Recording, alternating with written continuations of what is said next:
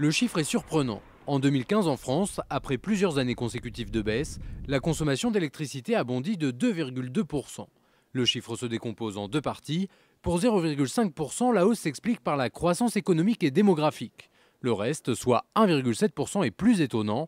Il est lié aux aléas de la météo et notamment au réchauffement climatique. On note un mois de juillet particulièrement chaud avec un épisode caniculaire qui fait que, en particulier dans les régions du Grand Sud de la France, il y a eu une très forte augmentation de consommation d'électricité au mois de juillet par l'utilisation de la climatisation, jusqu'à 25% dans certaines régions. C'est justement pour limiter le réchauffement climatique que la France a pris un engagement: produire 27% d'électricité renouvelable à l'horizon 2020.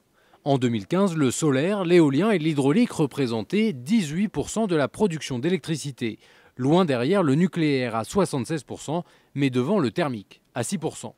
Mais la transition écologique est engagée. On a augmenté le parc de production d'énergie renouvelable de 1000 MW d'éolien et 1000 MW de solaire. 1000 MW, qu'est-ce que c'est? C'est un réacteur nucléaire. Donc on a fait un réacteur nucléaire d'éolien, un réacteur nucléaire de solaire, d'équivalent supplémentaire en 2015. Par ailleurs, la fermeture l'an dernier de 6 centrales à charbon devrait aider la France à réduire ses émissions de gaz à effet de serre.